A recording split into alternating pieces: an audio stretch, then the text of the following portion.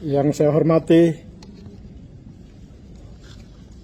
pimpinan Komisi 11 Pak Ahmad Hatari bersama teman-teman dari Komisi 11 DPR RI, Bapak Haji Mustafa, Pak Primus Justin, Pak Wihadi, Masinton Pasaribu, Ibu Kurniawan, ya, dan beberapa lagi yang tidak bisa saya sebutkan semua. Yang saya hormati beberapa dirjen dari Kementerian Keuangan yang juga hadir pada kesempatan ini.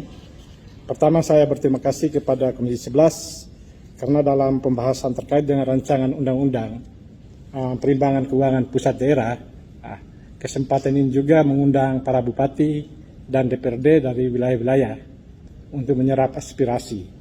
Dan bagi saya ini adalah kesempatan yang baik. Saya Anton Hajon, Bupati dari Kabupaten Flores Timur. Orang yang kenal bagian baratnya Flores, Labuan Bajo.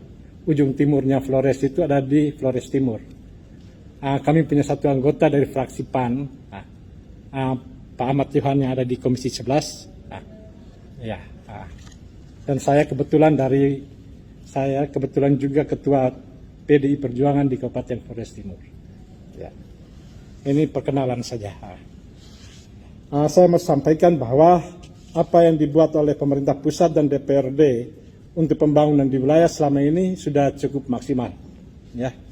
Walaupun harus kami akui bahwa apa yang menjadi kebutuhan kami itu menjadi sangat besar dibanding dengan apa yang ada atau diterima dari pemerintah pusat. Baik dalam bentuk DAU maupun dalam bentuk DAK serta jenis-jenis keuangan lainnya, ya. Misalnya DAU, ya. DAU, sebagian besar DAU untuk kabupaten kami, saya kira ini juga terjadi di kabupaten-kabupaten lain di NTT, ya. Itu sebagian besar sekitar 60% lebih, itu adalah belanja pegawai. Belanja pegawai. Ya, itu berarti kami menjadi sangat sulit untuk menjawab persoalan-persoalan strategis di wilayah yang juga merupakan misi dari pemerintahan pusat. Misalnya berkaitan dengan pembangunan infrastruktur, khususnya jalan dan air. Ya, yang menurut saya itu misi kita bersama dan harus kita lakukan. Beberapa waktu lalu kebetulan sebelum jadi bupati saya adalah pimpinan DPR. Saya ikut berjuang juga di pemerintah bersama teman-teman di provinsi berkaitan dengan keuangan untuk wilayah kepulauan. Pertanyaan kami waktu itu, apakah luas laut, ya, juga diperhitungkan dalam anggaran kami untuk DAU?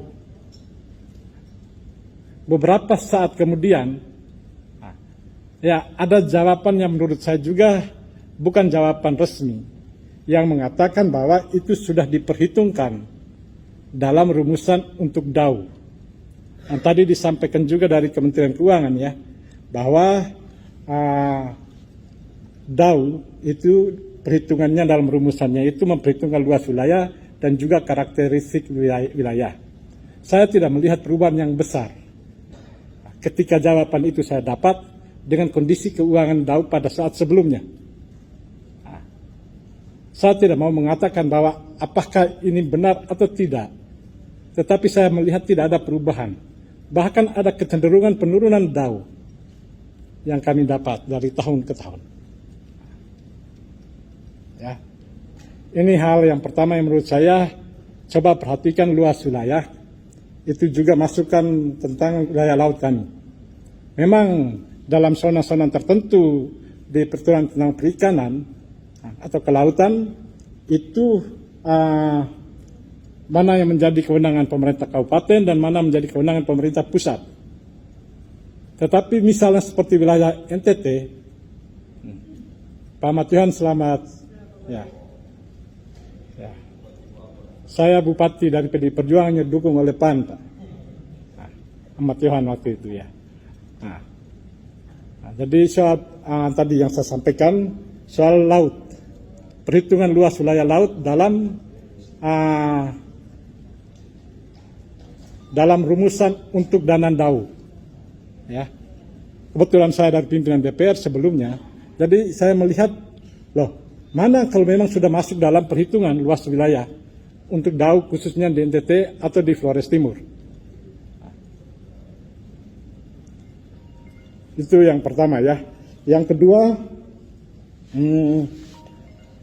banyaknya juga aturan-aturan yang akhir-akhir ini yang menurut kami adalah tekanan-tekanan yang membuat kami harus mengambil langkah-langkah yang hal-hal penting berkaitan dengan pelayanan kemasyarakatan tidak boleh kita lakukan. Misalnya, kami memang sudah berjalan cukup lama perekrutan tenaga kesehatan dan juga tenaga guru yang bersifat honorarium atau kontrak, yang besarannya tidak sampai kepada angka pendapatan terendah itu ya. Jadi bervariasi. Ada yang 800. Jadi sekarang sudah 2 tahun ini saya turunkan ke 800 per bulan, Pak. Iya, yang sebelumnya sudah naik ke 1.250. Gara-gara COVID kemarin ya kita semua turunkan sampai ke angka 800.000 per bulan. Padahal harus kami sampaikan bahwa luas wilayah kami, masyarakat kami, kebutuhan akan kesehatan itu menjadi sangat penting. Sebelumnya, pemerintah melakukan perekrutan. Jadi yang penting ya sudah, kalau begitu ada tenaga sukarelawan. Awalnya orang masuk sebagai tenaga sukarelawan. Tetapi kemudian itu menjadi tuntutan masyarakat. Orang yang menjadi tenaga sukarelawan itu mereka dibayar berdasarkan apa? Misalnya tenaga kesehatan di puskesmas. Belas kasihan dari kepala puskesmas dan PNS yang ada. Saya terpaksa rekrut hampir 600 tenaga kesehatan untuk di puskesmas dan rumah sakit.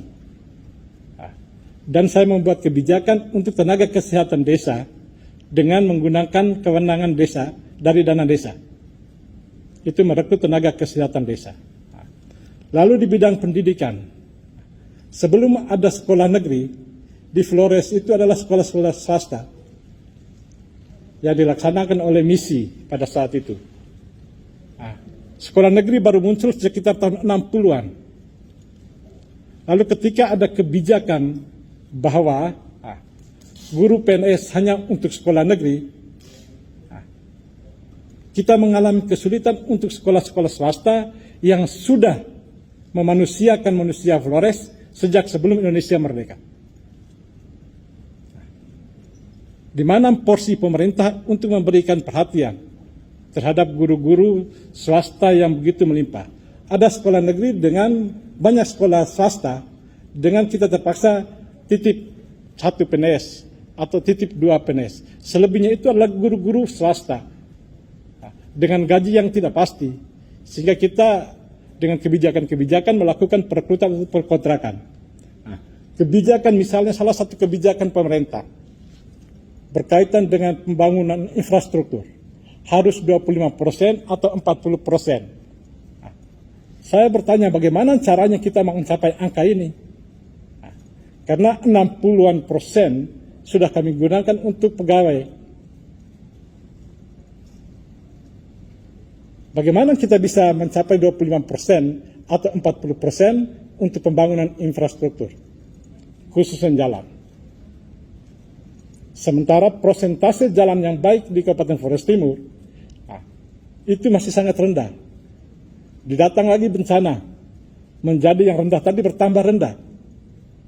Memang pemerintah pusat turun, tapi sebesar apa anggaran dari APBN untuk membangun jalan-jalan infrastruktur di wilayah kabupaten kami atau kabupaten di wilayah NTT?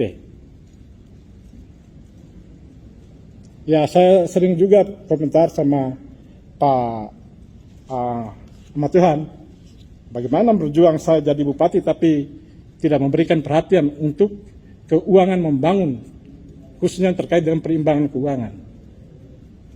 Hal ini juga mau saya sentil kepada ada beberapa juga tadi dari PDIP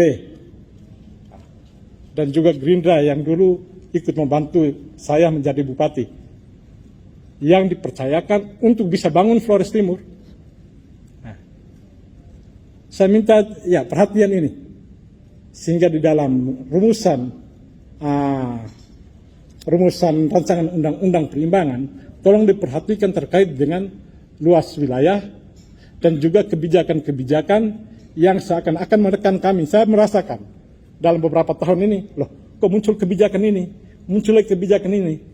Sepertinya kita ditekan untuk mulai kurangi tenaga kontrak.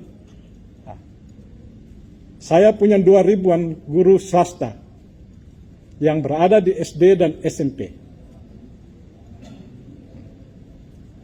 Dan saya rekrut sekitar 1.000 lebih menjadi tenaga kontrak daerah. Tapi dengan pendapatan 1.250.000 per bulan. Sekarang saya turunkan ke 1 juta semuanya, Pak. Tenaga kesehatan juga demikian. Ya, saya mohon pengertian dari teman-teman DPR Komisi 11 dan juga Bapak Dirjen dari Kementerian Keuangan, ya, untuk juga memberikan perhatian terkait hal ini kepada kami. Kami masih membutuhkan anggaran cukup besar untuk kita bangun Indonesia. Kalau kami bangun Flores Timur, itu bukan Flores Timur yang kita bangun. Tapi kami bangun Flores Timur, itu kami bangun Indonesia. Sehingga saya minta perhatian kepada kita semua untuk perjuangan kita bersama bagaimana membantu. Ada beberapa model kegiatan yang menurut saya bagus. Ada program satu yang sifatnya gotong royong, namanya PAMSIMAS. Ya, program air minum itu. Nah, itu rumusannya sederhana. Pemerintah kabupaten anggarkan 1 desa PAMSIMAS, pemerintah pusat menganggarkan 3 desa PAMSIMAS. Nah, sejak jadi bupati, saya dobelkan. Wah, ini bagus ini.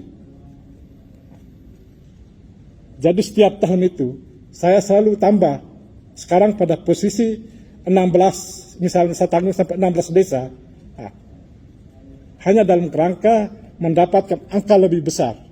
3 kali lipat angka dari pemerintah pusat. Model ini menurut saya model yang bagus.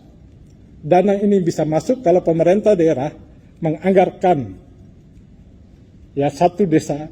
Nah, jadi 1 berbanding 3 untuk APBN-nya.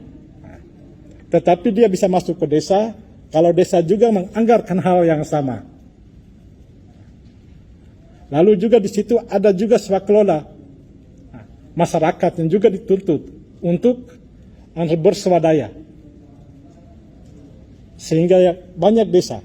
Saya selama 4 tahun sekitar hampir 120 desa yang saya jawab persoalan air minumnya dengan menggunakan program PAMSIMAS.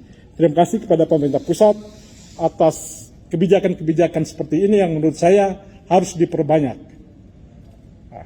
Kalau infrastruktur jalan bisa kita buat dengan pola ini juga bagus.